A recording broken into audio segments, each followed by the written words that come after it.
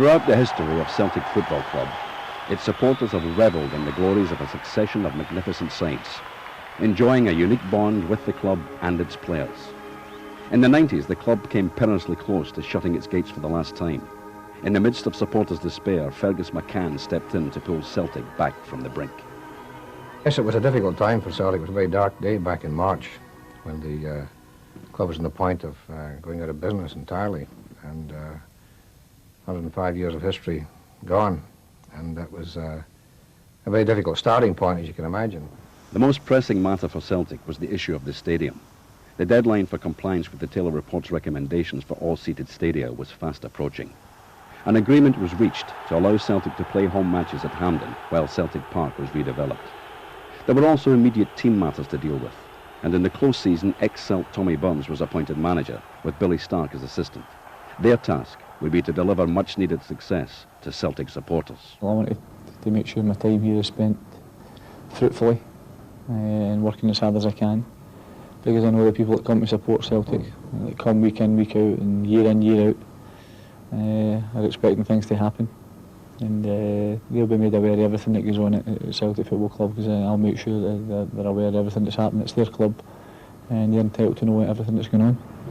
The recent turmoil has had an effect on both supporters and players, but team captain Paul McStay remains the nucleus around which the team is formed. John Collins, a player of unique talent and vision, contributes to a midfield which has been further strengthened by the purchase of Phil O'Donnell from Motherwell.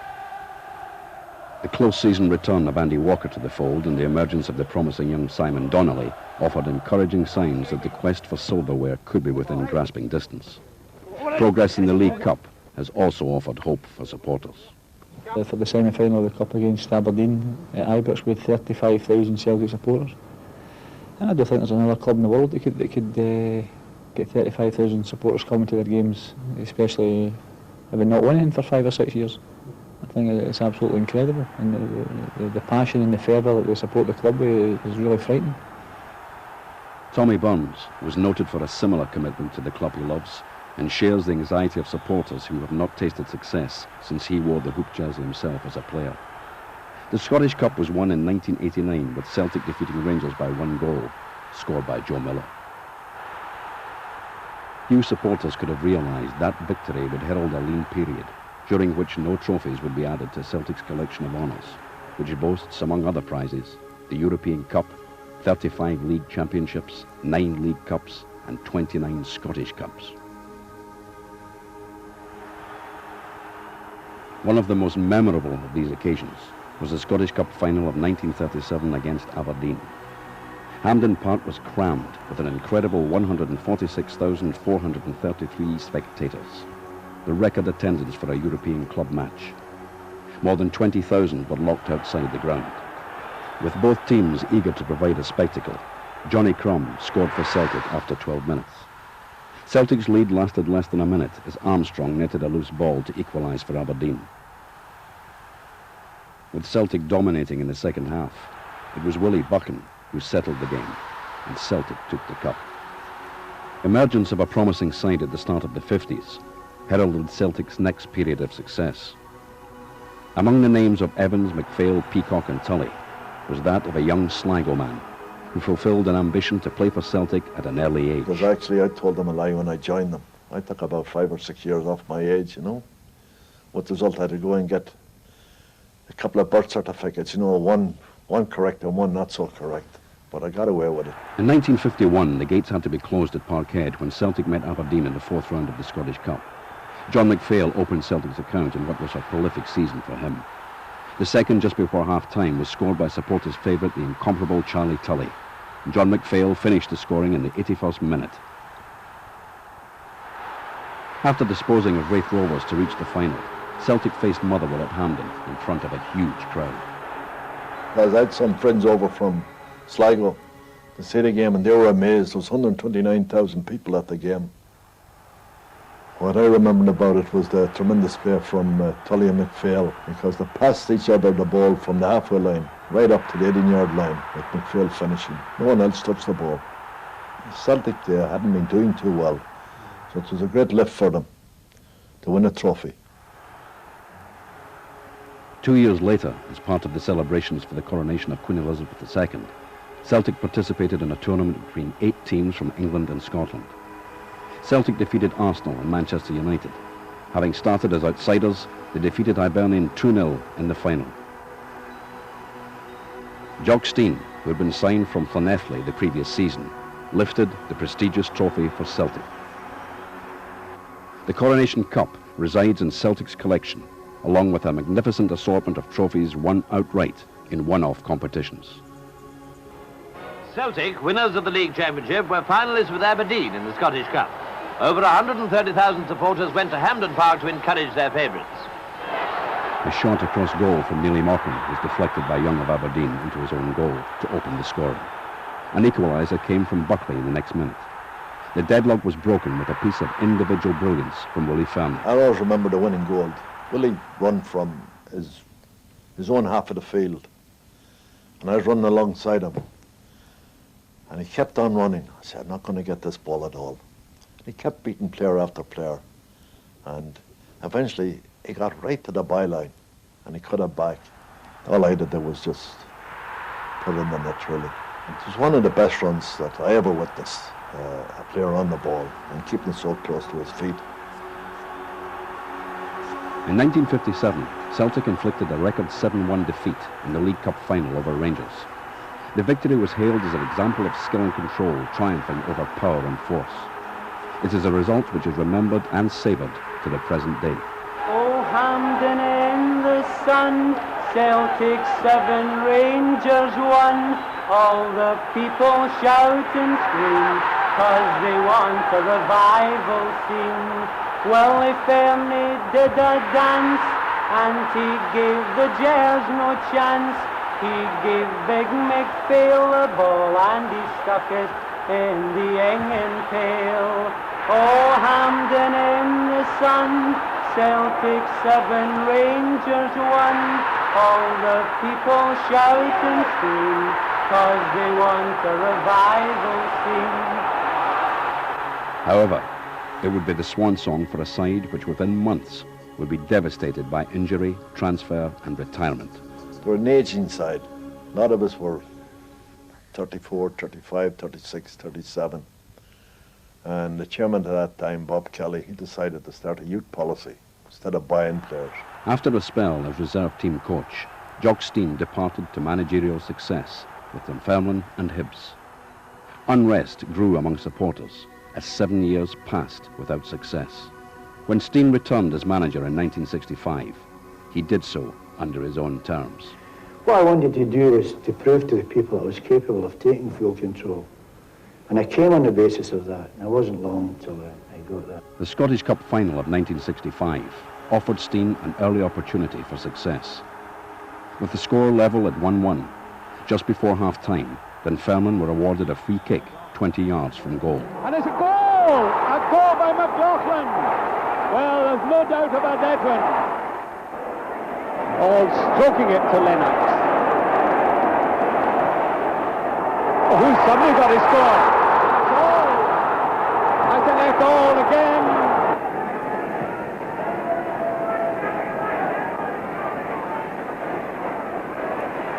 Inside forward Lennox with McLean out of position for once. And Lennox showing a turn of speed they didn't expect. Corner for Celtic.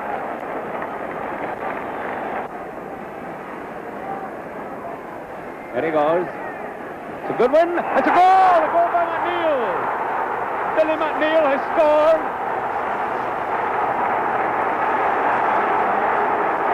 With 9 minutes to go. Well, that's a captain's job. And he's made the score. Celtic 3, Dunfermline 2. I remember the joy and excitement of the whole thing, you know, it was tremendous. But it was a tremendous occasion for us because that was the breakthrough. You know, that was the one, that was us having achieved a trophy, as it were. And the lovely thing about it was, a year later, we were league champions. I said, right, Johnson shaking the soap. Gallagher, and it's a goal by Lennox. And it's Lennox who's always there when he's needed. By forward Ferguson to Edwards. Clark. Number 6 to Chambers. An intelligent pass. Chambers with McLean.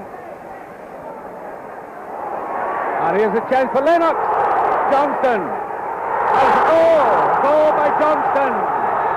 Celtic, under the first full season of Jock Stein's managership, finished 2 points ahead of Rangers to win their first championship in 12 years.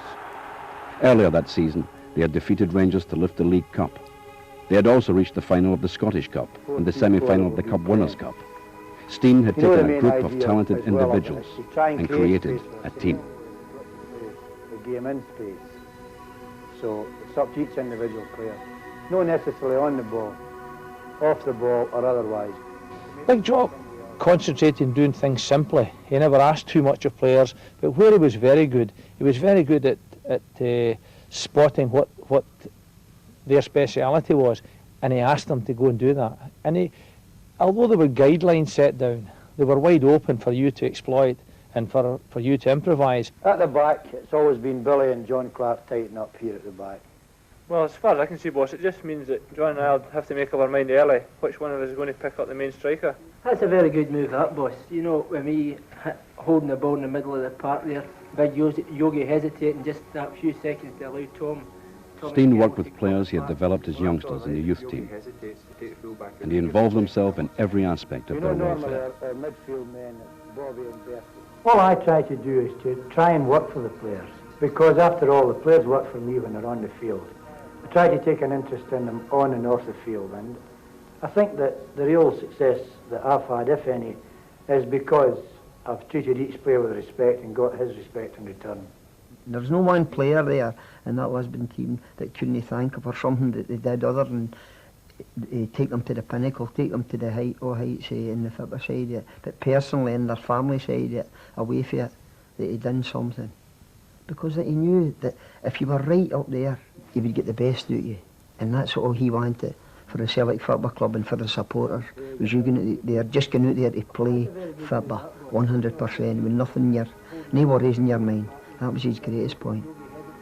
Stein brought his own ideas to every facet of the team's approach. Training became fun. Training became, forget about running all the time, although we worked very hard and we were a very fit team that people perhaps don't appreciate just the fitness of the team. The attitude of the boys in training was great, but Jock changed all the mundane stuff, and we did an awful lot of work with the ball. We worked to a degree on free kicks and corner kicks and set pieces and the like, but in the main it was enjoyment and expression, and Jock loved that. And I think at that time you had the kind of players who could adjust to that and could develop it that wee stage further. Celtic embarked on an extensive tour of North America, which was also invaluable to the team. We had gone to America in 1966 in the close season. We were away for 5.5 weeks in actual fact. I honestly always felt that close season trip really set the scene for everything, because it got us all together, it got us all aware of what the potential of the team was, but most importantly it got us all to appreciate each other's friendliness and attitude, and the team spirit that came from that was absolutely brilliant.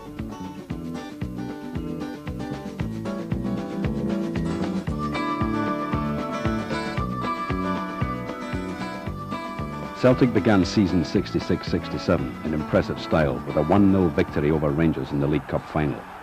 Bobby Lennox scored in the 19th minute to give Celtic the 4th League Cup success. It was to be the club's most successful season ever, and saw them in the final of the Scottish Cup with the league championship still undecided. This can be a year that every one of us can remember, so let's make sure that each player helps each other. Make sure if somebody's having a bad game, somebody near him helps them. So let's go now, Billy, and make sure that this is another game that will add to the rest of the victories we've had, and it'll be a season we'll all remember. Celtic faced Aberdeen in the final. The decisive tactic employed by Stein was to play Johnson at inside left, forming a double spearhead with recent signing from Hearts, Willie Wallace. It was Wallace who would score both of Celtic's goals, the first coming towards the end of the first half. Shortly after the interval, Jimmy Johnson broke through to set up Wallace for his second.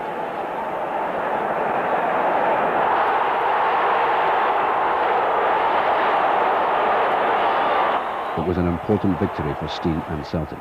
Defeat at this stage could have undermined the confidence of the team and left them with little to show for the season. However, Billy McNeill lifting a trophy would become a familiar sight by the end of that season. There had been few upsets in a magnificent season, which saw only 2 defeats in the whole league campaign. Celtic went to Ibrox in May, looking for 1 point to claim the championship. Among the 78,000 crowd that day were some familiar faces, and espionage tactics were employed by Heleno Herrera, manager of Inter Milan, Celtic's forthcoming European Cup final opponents. Rangers scored first in the constant heavy rain, which provided ideal conditions for the talents of Jimmy Johnstone. It's a goal for Celtic, yes! Johnstone has scored. It was an appalling day, as I remember it. But the pace of the game and the ferocity of the game was something dramatic. Again, that was an achievement, because we had to go to Ibrox to win the league, and that was important. It rained all day that day, and it poured for the heavens, and it continued right through the match. And this was about the last 10 minutes of the match, and the park was absolutely sodden. I mean, you were just sinking into it. Into Johnstone. Johnstone. And a goal by Johnstone. That makes it 2 by him. And that makes the score Rangers 1, Celtic 2. I couldn't believe it. And the guys all got run about. I was knackered. I was shoving them out of the way. I couldn't get a breath. It was a wee bit special. Everything just seemed to go our way. I think there's a wee touch of a fairy tale image about Celtic, and certainly it came to fruition that season. But I remember going down before the European Cup final. We were down at Seamill, and we did very little. We played a bit of golf, we did a little bit of light training, but we didn't do an awful lot. But the most important thing was, all of a sudden, people from all over Europe were coming to televise us, watch us training, watch us preparing. The European Cup must be everyone in Scotland's ambition. No Scottish team has ever reached a final even. I think this is a big dream. I think it would be a tremendous performance for any club to do so. Convincing victories over FC Zurich and Nantes, and a last-gasp Billy McNeill winner against Vojvodina, had earned Celtic a semi-final place. They faced Dukla Prague for a place in the final.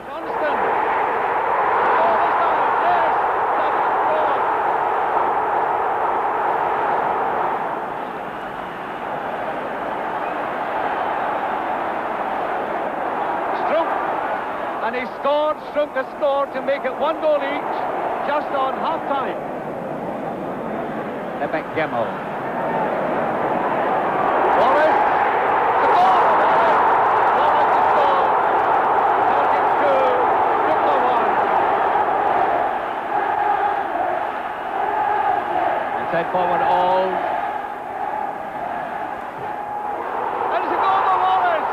Celtic were the first British team to win a place in the European Cup final. The prospect of facing Inter Milan was relished by players and manager.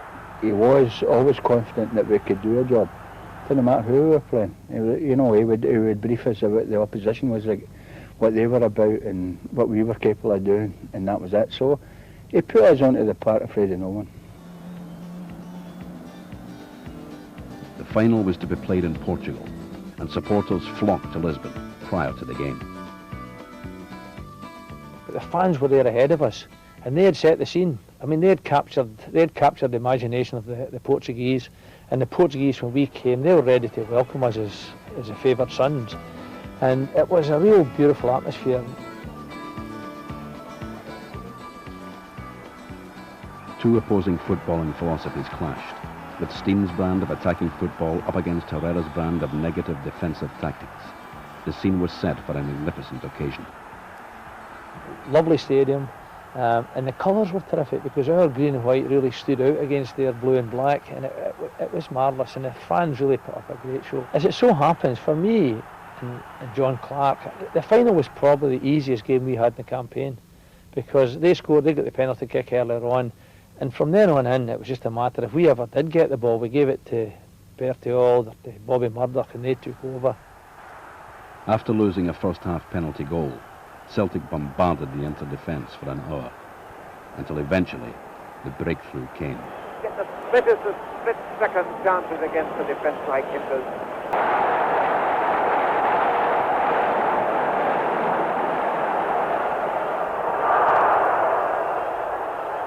Made up. Oh, a great shot and a great save by Safi. I think the people that really excelled themselves with the midfield and the people at the back, the two full-backs. But possibly we made it for them because we were taking people into positions and we're leaving that open. But the midfield were tremendous. The boys that Bertie and Bobby were hitting and playing, they'd completely controlled it. And we're saying, when are they going to start playing? Are you kidding us on here or what? And when I look at the match now, I just can't believe how many chances that we created in the match.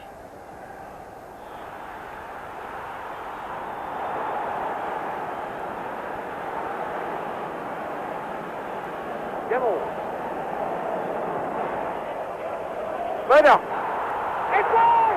Celtic has scored!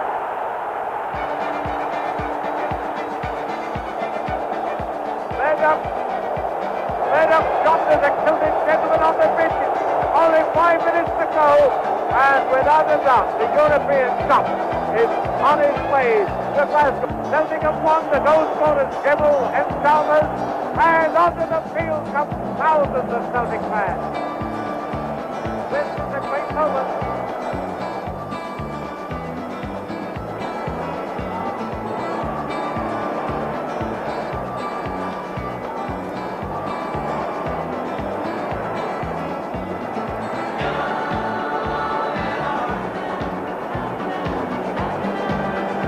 When I was in the dressing room after the game, because I remember Jock, I think he'd just come out of the bath, he was sweating as much as the players. And with Hugh McIlvenney, and I said, Jock, you're immortal now. Would you remember that guy in the kilt on the park? I don't think Scotland will ever forget him. The T-shirt, the kilt and sand shoes. These big silly socks on. And the guy cutting the centre spot. It's on somebody's mantelpiece, a big soggy bit of turf. Kenneth Wolstenholme says the only night he remembers to compare with that is when England won the World Cup. Did they? Well, there you go. Jock Stein had said that he wanted the team to make everyone in Europe glad that Celtic had reached the final. And that's a very big ambition. And it's an ambition that was fulfilled. In the game, Celtic played with a daring and an adventure, which at that time was most untypical of European football. And if you were a fan switching the game on in Germany or France or Spain, I think you'd have been delighted to see that kind of football being played. The whole aspect of going back to Glasgow was terrific. All the way in, there were people greeting us. They weren't all Celtic supporters. I think the people of Glasgow just wanted to turn out and show their appreciation. But when we came down here and came back into this bit, then it all came to life.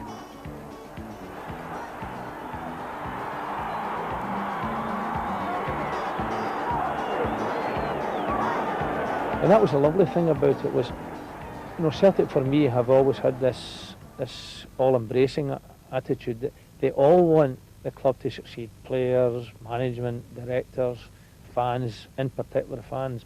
And it seemed as though the fans just wanted to welcome us. It was like a family party. That's what it was like. It was brilliant.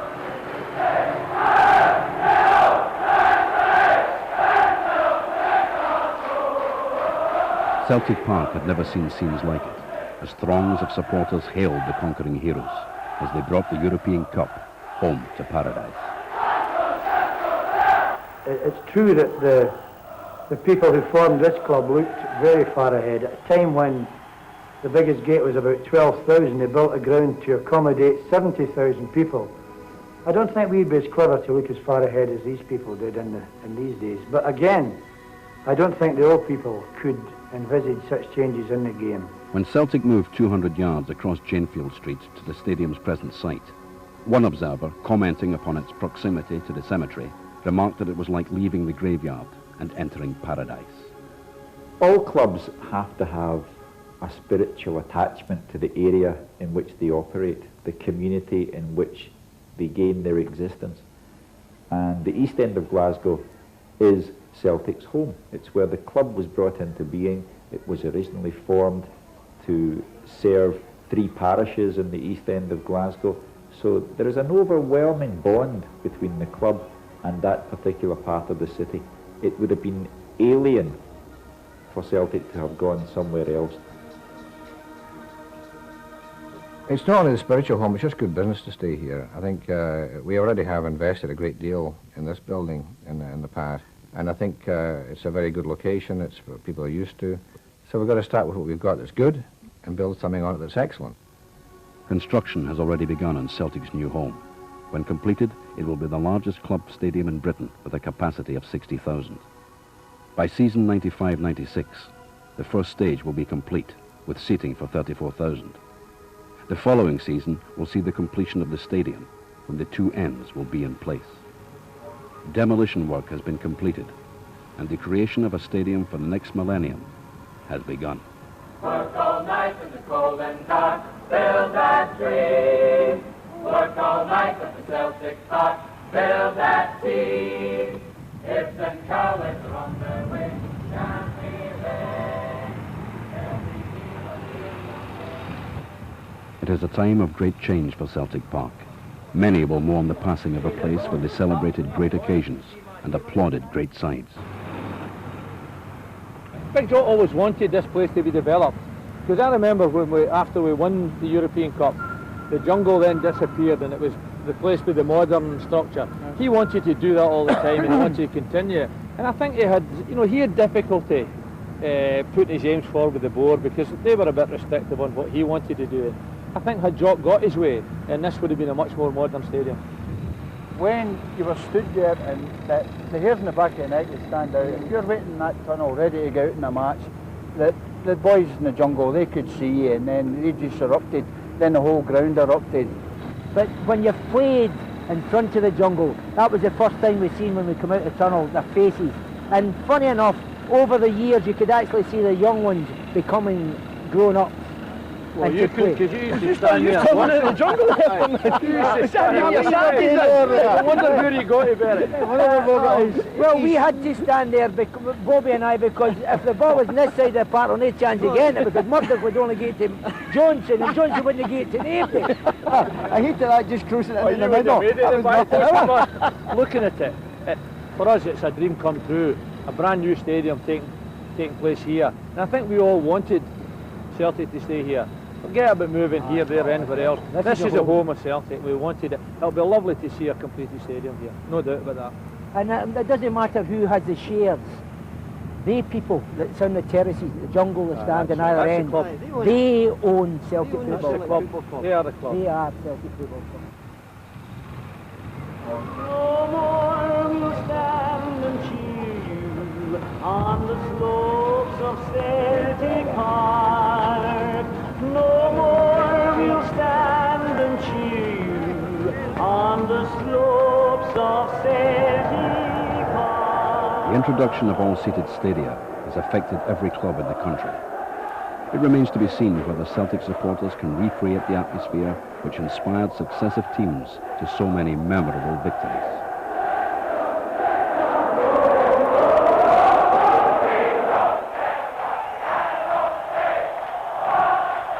Well, you might think Celtic have scored, judging by that tremendous chorus. Here's Lennox.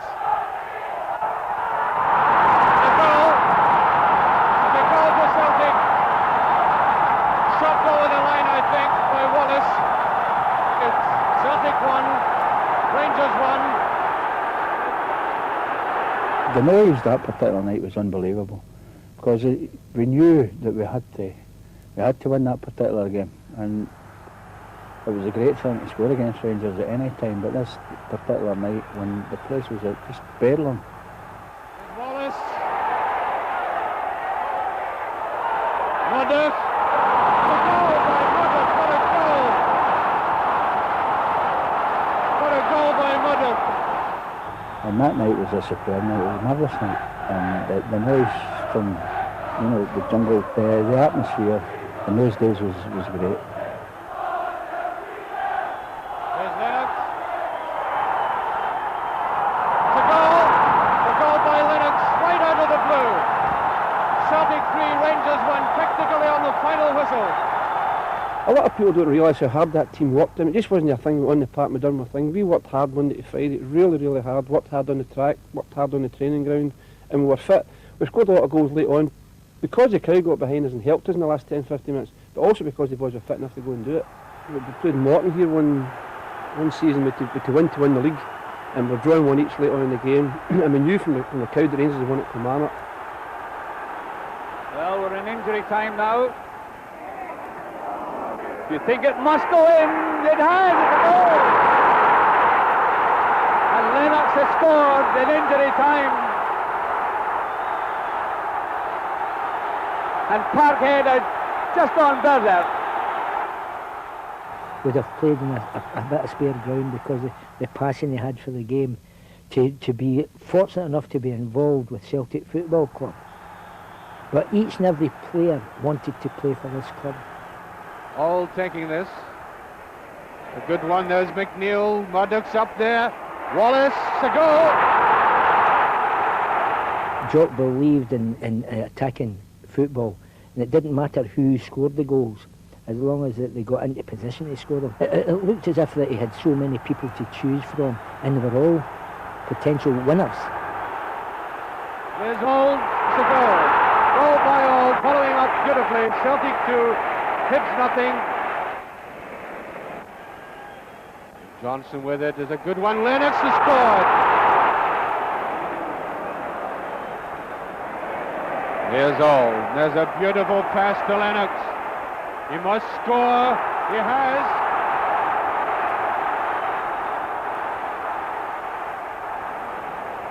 Here's Chalmers. And a great goal. Lennox finishing it off. Now Johnston, everybody retreating to the penalty area, and up comes Craig. Bad one by Craig's a goal. A bad cross, but it worked out well for him eventually.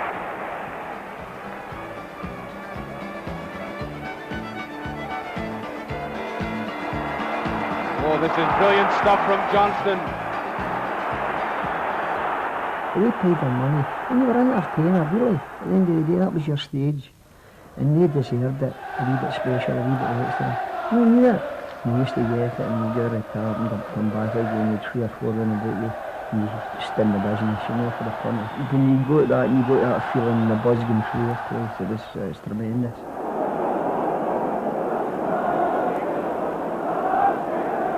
Usual Billy McNeil will be up for this. There's McNeil to go. A goal by McNeil as the Rangers defend. Absolutely snapped, brilliantly taken by McNeil. And within a minute of the start of the game, Celtic have got 1 goal up.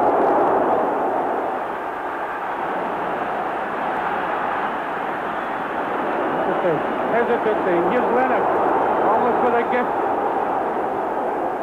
It's a goal by Lennox. Number 2 for Celtic, Lennox the scorer.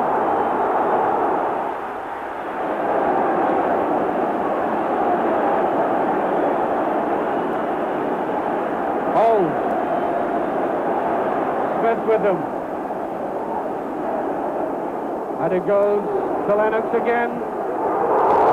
Nearly number 3.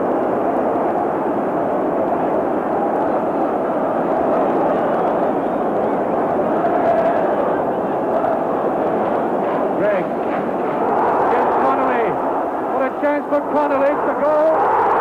A goal by Connolly.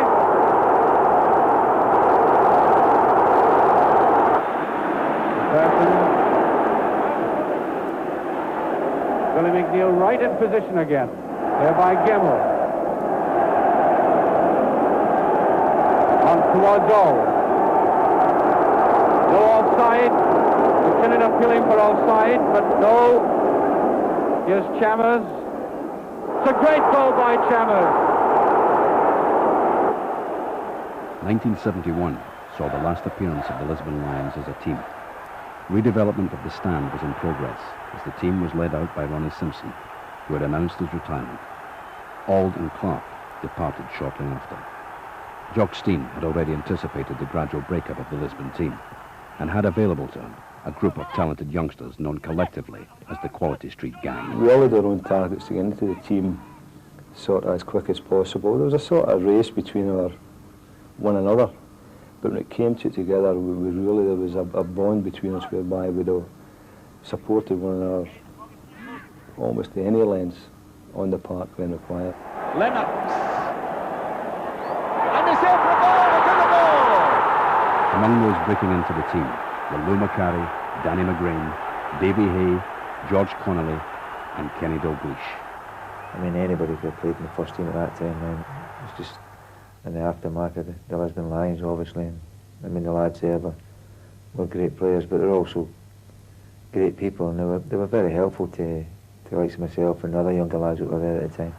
When I first came into the side, we played Rangers 3 times in 2 weeks. At Ibrox, when they were developing the stand at Celtic Park.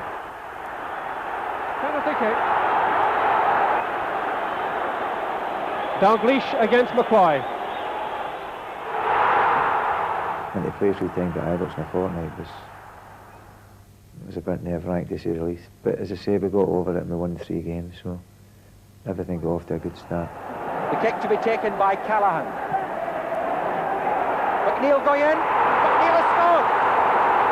Billy McNeil has scored.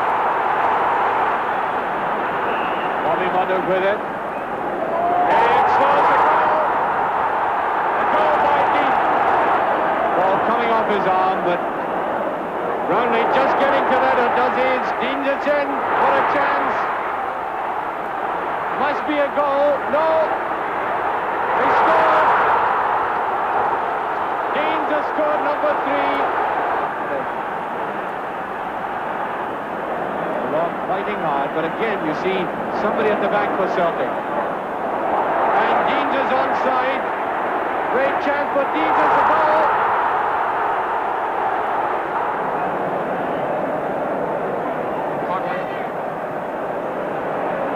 Dalglish. Bit of a one to Craig. Craig into the middle to Dean. McCarry, it was who got it.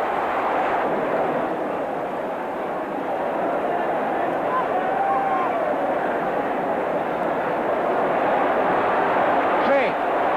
Again, the big gaps in the Hibs defence. Craig squaring it. In comes Connolly. A stunning hat-trick by Dixie Deans contributed to the most convincing Scottish Cup final win this century. When everybody chipped in and everybody helped, and you were a Celtic player, you might not have been a first-team player, but you were a Celtic player. And that was important, and you were made to feel important, and you were made to feel part of the club. And I think that is reflected in the happiness it was about the club at that particular time.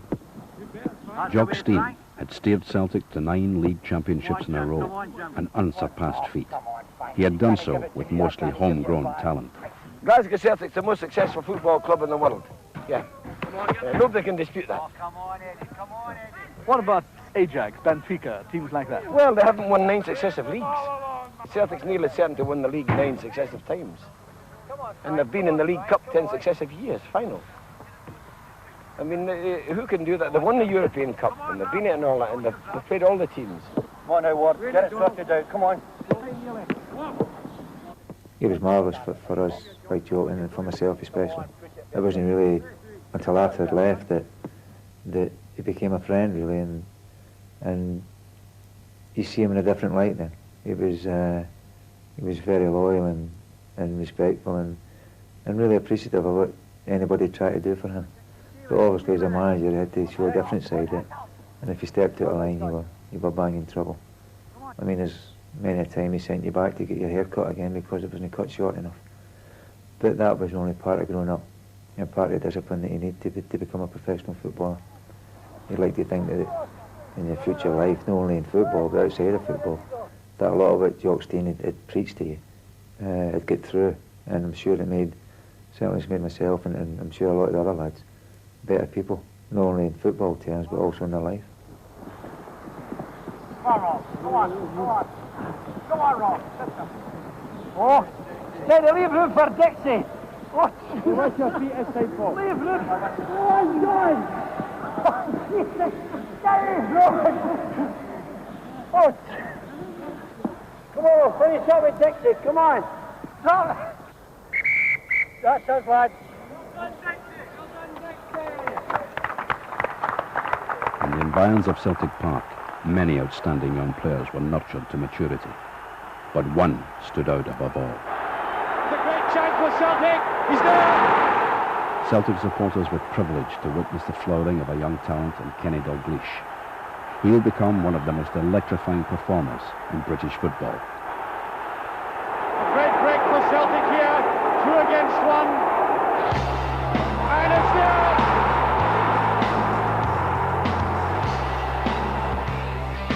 Dalglish running well on it. Let fly, there he is again. Oh, it's goal.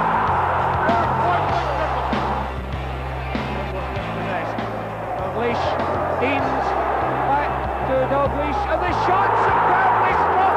What a brilliant goal by Kenny Dalglish.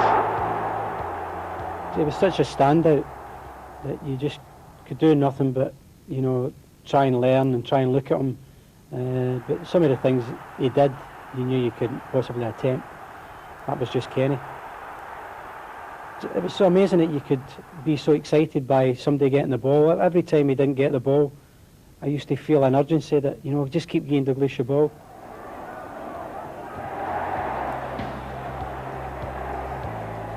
Dalglish, slipping Miller, still there. What an astonishing goal by Kenny Dalglish!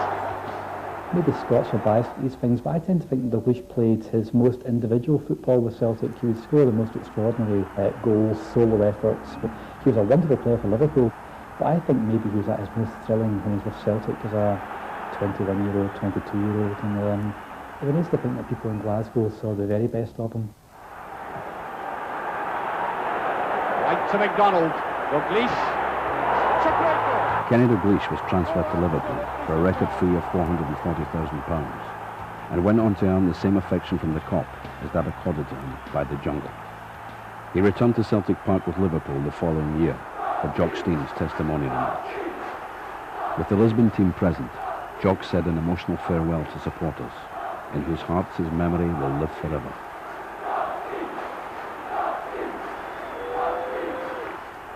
It was to those same supporters that Kenny Dalglish and Liverpool turned to in the darkest hour of the English club's history. The city of Liverpool and the nation had been stunned 2 weeks before by the tragic death of 95 Liverpool fans at Hillsborough.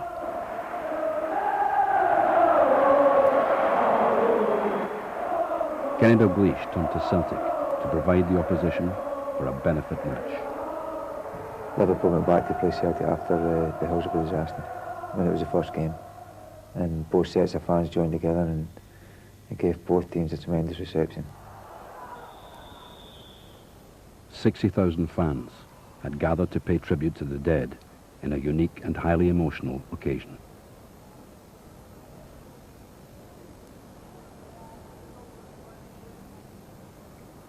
The important thing was the reaction of the crowd and the way that they showed their appreciation for each other, and the way that they accepted Liverpool Football Club up to Celtic Park that day.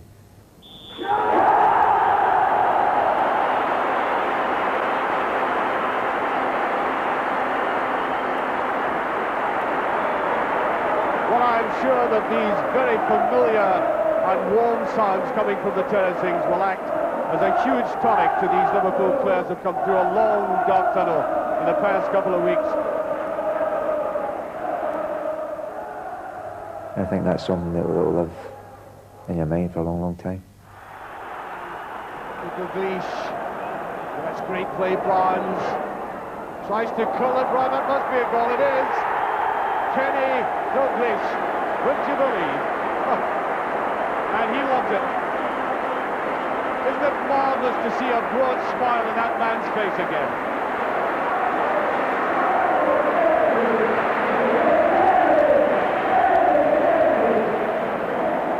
The return of Billy McNeill as manager immediately revived the club's fortunes. An astonishing 4-2 win over Rangers at Ibrox in 1979 to clinch the championship had been the springboard for the success his side had achieved. Those 5 years we achieved a fair bit because we had saw possibly the best period of Aberdeen and Dundee United and we achieved three league titles and a Scottish Cup win and a League Cup win, so we achieved an awful lot. More importantly, we had the basis of a good side. Robin, a good position for Celtic, and there's a goal. Nicholas has done it. 1-0 for Celtic, 23 minutes gone. Robin to take it.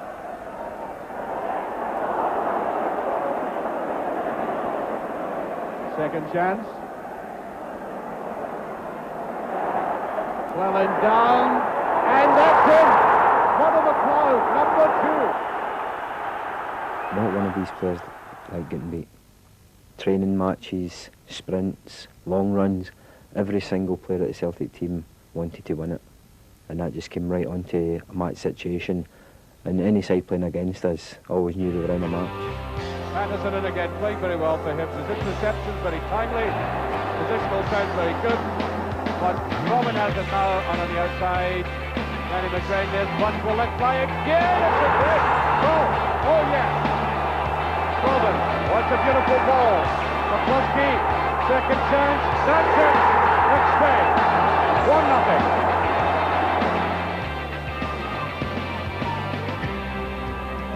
Beautiful ball by McStay. Yes, number 29, Charlie Nicholas. Go through to Burns. This must be, yes. 3-0. Burns to the outside, that was very neat. Sinclair stumbled a little, recovers well. Oh, no cover for the McGalvey, and he punishes Hip and Howden. Celtic once again picking up these balls in midfield, and that's an excellent ball by Burns. Robin. So they let fly. Goes a bit too far and it's gone in. There's an affinity between the Celtic players and the Celtic supporters that really doesn't exist anywhere else.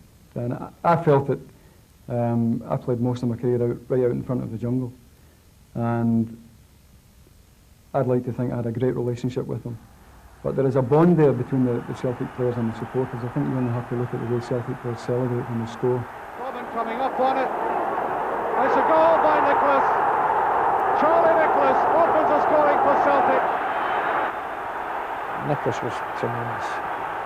The most exciting talent I've seen in this country for years and years. Charlie broke into the team as a 19-year-old. At that stage, he was possibly as good as any young player in Europe. He really was.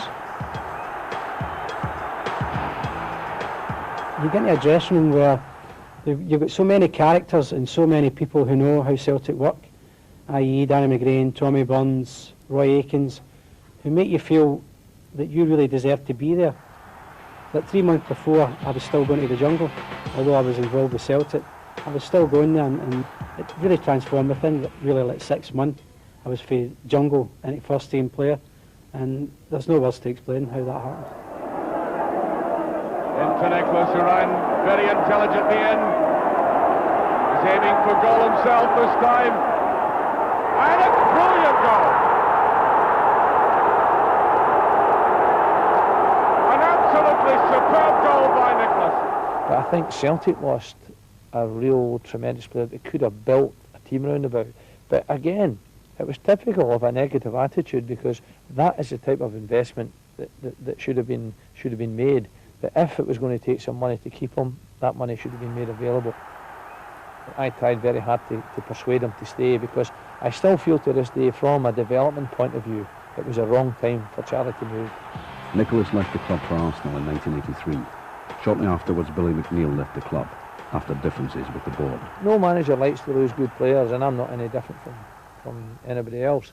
But I always felt that this club did not invest. I felt investment should have been made then.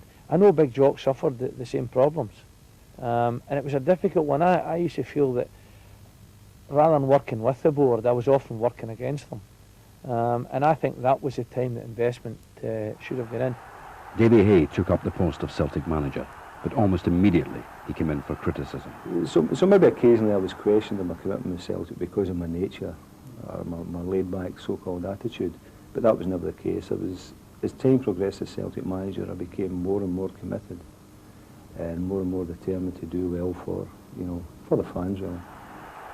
The Scottish Cup of 1985 was the 100th year of the competition, adding to the sense of occasion. This could be very interesting. But at that time, Davy Hay, who was a very popular manager amongst the Celtic players, his job was on the line, and we really felt that we had to win the cup for him as much as anything else. And the club had gone a couple of years without winning anything, and the supporters, we knew we owed them one as well. And only twice in the history of the Scottish Cup have goals been scored direct from a free kick. Is this a bit of history? It is! David Provan! And I've never known a Celtic crowd to lift us at that stage. For the last 13 or 14 minutes, it was the noise at Hampden was incredible. Hegarty, here's Aiken. Good drifting ball, it's there, Mugabe. 2-1.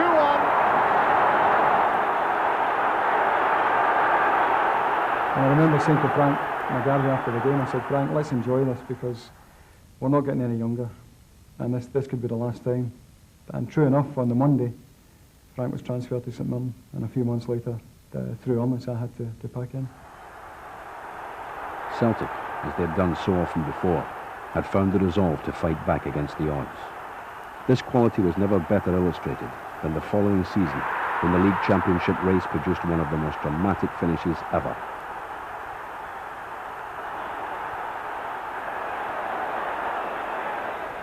Player doing well, winkling the ball free to McStay. Here's Mo Johnston. It's there! Mo Johnston, the Celtic fans' hero. We're sitting 2 points behind Hearts, who are top of the league. They are going to Dundee to play, and we are playing St Mirren at Love Street. We had to win by 3 goals. Hearts had to lose by 1 for us to win the championship. Abercrombie into space, McGrain with a delicate ball to Murray McLeod. Here's Paul McStay. Finding Aiken, now McGrain. Celtic in full cry now as McClair gets free on the right. There's Johnston. Absolutely magnificent. One of the goals of the season. McGrain. Murray McLeod, Barnes. No question about it, Celtic are certainly playing like champions. Archdeacon testing Tom Wilson. Makes his way to the byline, here's Murray McLeod, now McStay. 4-0 to Celtic. We were 4-0 up at half-time. The news came through from Dundee that Hearts were drawing nothing each, so obviously there was still a bit to do from their end. Someone trying to play Celtic offside. They failed. Here's Johnston. Now Murray McLeod. McClair.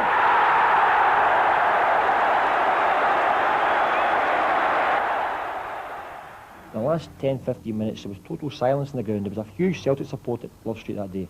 They were all listening to their radios, obviously, waiting for the result to come through from Dens Park. But about 8 minutes to go, a huge roar went up. Stewart needed 2 bites. Now that must be a goal for Dundee. Sheer bedlam around the stadium. Well, you don't need to hear any more news than that. Dundee clearly has scored at Dens. And let's lift off here at Love Street. Oh, what incredible scenes. The Celtic spirit comes from the supporters and the fact that the biggest majority of them won't leave till the game's finished, and they stand there and support you through thick and thin, and that's something the players know that. Until the final whistle goes, they've still got a chance, and that is very much in the traditions of Celtic. They're never better than when they're in adversity. That's when they're at their most dangerous, and that's a true Celtic spirit, and one which we want to have running right through the whole of Celtic Football Club. As Celtic's centenary season approached, Billy McNeill again returned as manager. We'd lost Brian McClair, Maurice Johnson, Alan McInally, Murdo MacLeod, Davy Provan, unfortunately was injured, Danny McGrain could no longer play. We worked very hard, but it all seemed to gel because, in fairness to the players, they put their shoulders to the wheel. They all got together and worked supremely hard, and all of a sudden that good team spirit developed.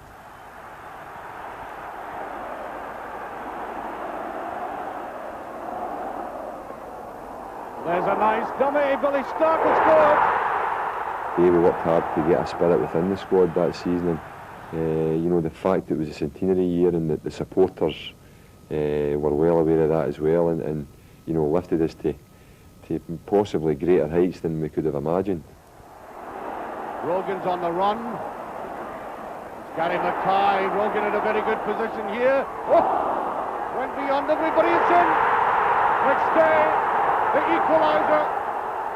And it's the look on Paul McStay's face when the equaliser goes in, and the way he runs spontaneously to the jungle. It sums up the Celtic side and the Celtic spirit of that time. Paul, a regular in Celtic side since his debut as a teenager, excelled himself in this season, in which he collected the Player of the Year award.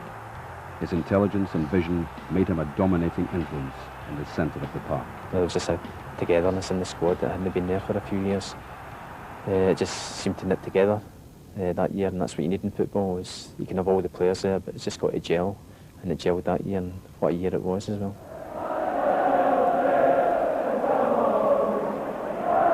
Stark. Here's Walker getting a bit of freedom.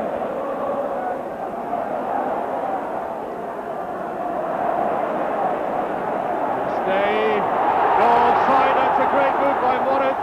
McAvenny with a chance to score. Just before half-time, the Rangers defence caught wide open.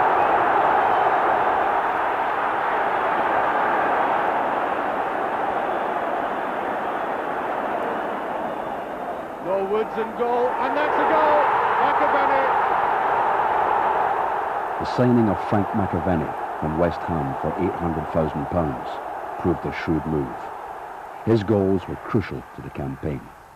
The celebrations were continued off the park with a variety of events to mark the centenary year. At the Pavilion Theatre, the Celtic story was received with critical and popular acclaim. This club was a people's club. It was founded by a very astute group of Irish immigrants. They took the name Celtic, which became Celtic, obviously, because I think it was synonymous with both countries. And, you know, that's heritage. And that has been passed on from father to son. They feel a real part of the club. And I think that will always be the case. And I think that's what often creates and makes this club very special. Brother Walfred originally formed the club to alleviate poverty among his parishioners of the East End. Another aim was to engender pride within the community. He would have approved greatly of the celebrations that took place that year. Appeals to handball against Goff, but still not clear for Rangers. There's Paul McStay. Paul McStay with the opening goal. 21 minutes into the second half. The Celtic end goes wild.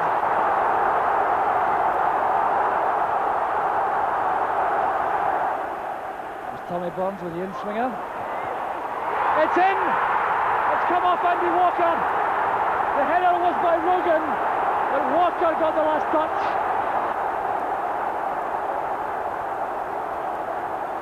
I remember the climax of the league playing Dundee here at Celtic Park, and they were actually spilling it over onto the track. It was absolutely incredible. We were sitting everywhere, up in the back of the stand, up on the roof of the Celtic end in the jungle. It was never seen a crowd like it. It was frightening.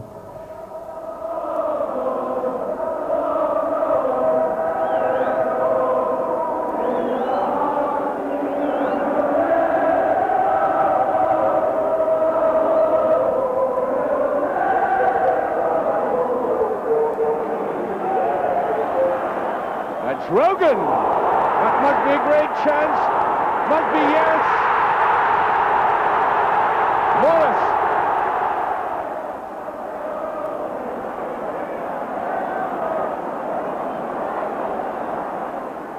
Trying to swing it round. That's a very good ball. Walker has done it. What a fine goal. Walker again. Oh!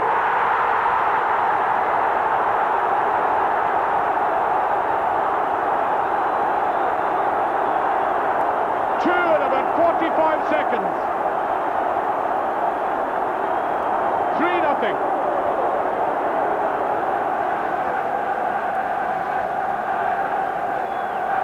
Garagos, goal. Oh, what a superb goal. Billy Stark, neat little touch. Play to the far side, here's Rogan. That's a better one, it's equaliser. Back to Benny.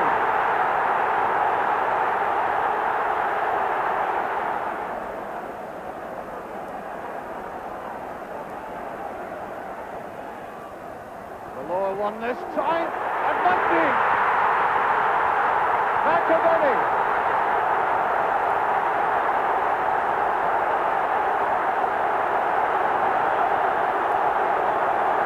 Seconds from the end, McAvenny does it.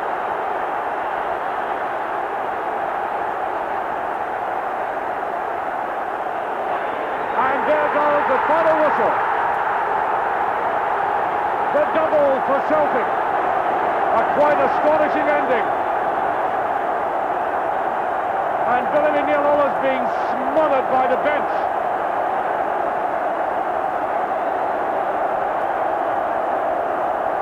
Not only winning, but in the most dramatic fashion. That was one of the wonderful times that you have with a club like this. And the fact that it happened in the centenary year was part of the fairy tale, I suppose.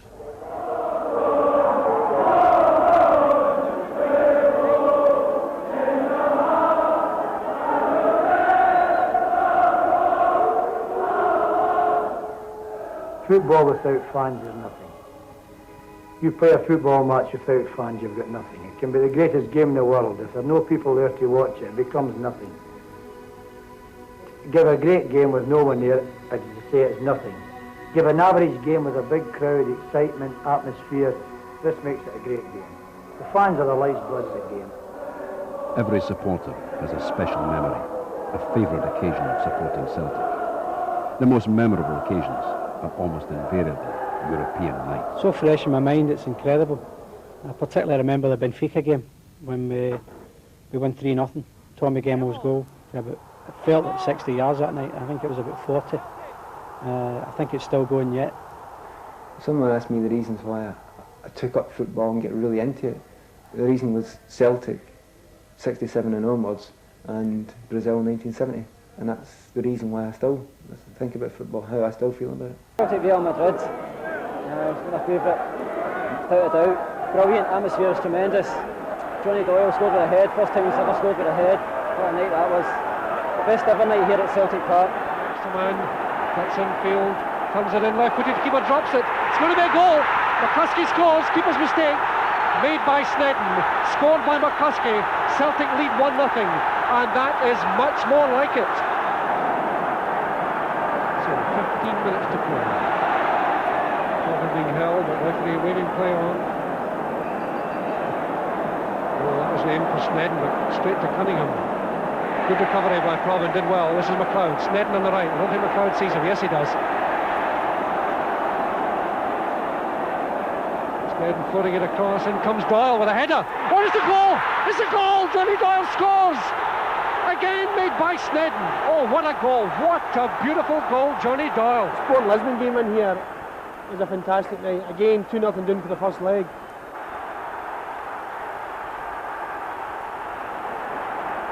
Beautiful control. Good chance here.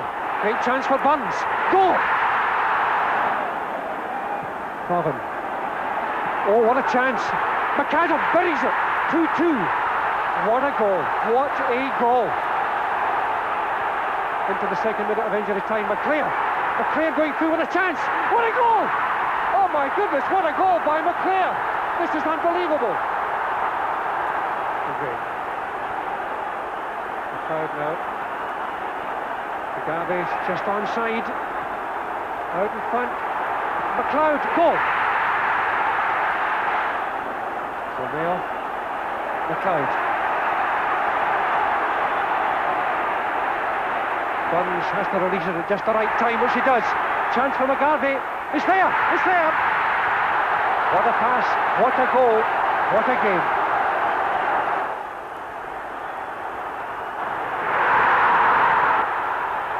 In an age of Rangers domination, there have been some rare victories over Celtic's main rivals.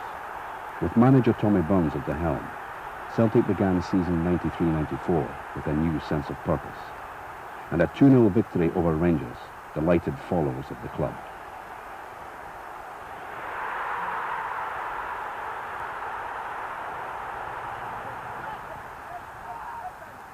Having led Celtic to the final of the Coca-Cola Cup, only to lose on penalties to Raith Rovers, the team have come tantalisingly close to picking up a much-needed trophy. However, the task of rebuilding the club is a long-term one and will only be achieved with the backing of the supporters. The one thing that hasn't been diminished in any way is the support. They're still there, their loyalty's remarkable. And that is the thing that takes Celtic Football Club through the bad times, the support to be there in the bad times. And the real supporters are the ones that are there week in, week out. And who knows, maybe 3 or 4 years down the road now, then we're winning things consistently. Then the real supporters can sit back and think to themselves, well, we're winning things now and things are well, but we were there when we were going through the hard times. And the good times are never sweeter unless you've had the bad times. So as long as the support knows that we are doing whatever we possibly can with all the resources we can muster, I think they'll be there. We've got a good manager now, we've got a plan in place, and we're going to build for a successful future.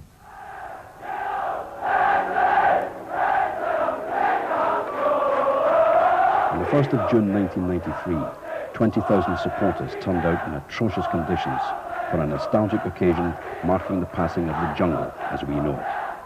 The main event was a match between the Lisbon Lions side and the Manchester United team, which won the European Cup the following year.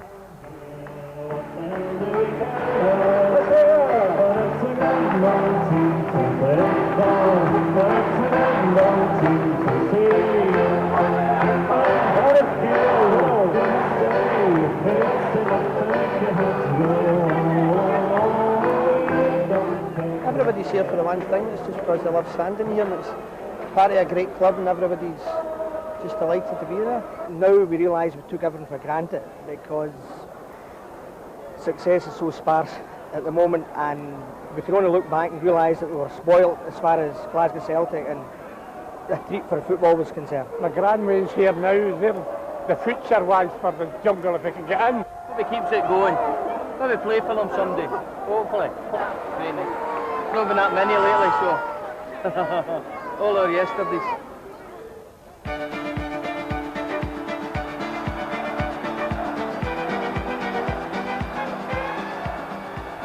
And if you go to Celtic Park, even in the stand, or even the Rangers and Celtic games it used to be, there was always that feeling. But in the jungle, the closeness and the tightness, it seemed very special. It was a real kind of family sort of feeling.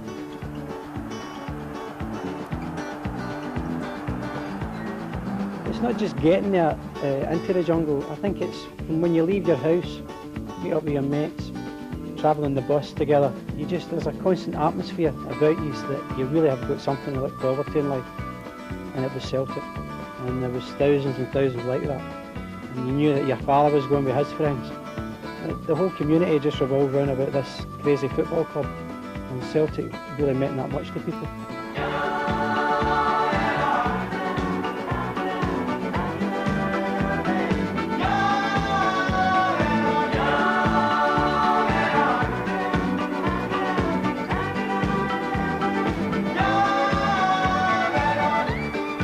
What is your opinion when it comes to judging Celtic as a football team? Well, my opinion is Celtic's the greatest team in the world.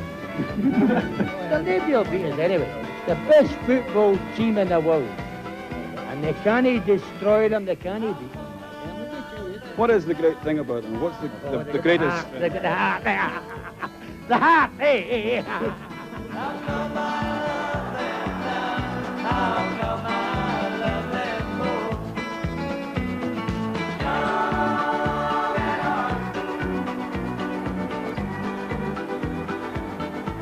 always appreciate everything that the Celtic supporters did for me and the encouragement they gave me. A club that's helped you as much in your life as what they did. You get no pleasure out of seeing them having a struggle or losing a game. You can share a little bit in any success you get because you can identify with the people that are there. Celtic was our team. That was what we were brought up with. We were the guys like Celtic this, Celtic that, and we go to watch them and talk about the Jimmy Johnsons and Billy McNeil and Graham Clark and Bobby Lennox, Bertie Auld, Murdoch, the whole lot, and Stevie Chalmers. They just took off the time.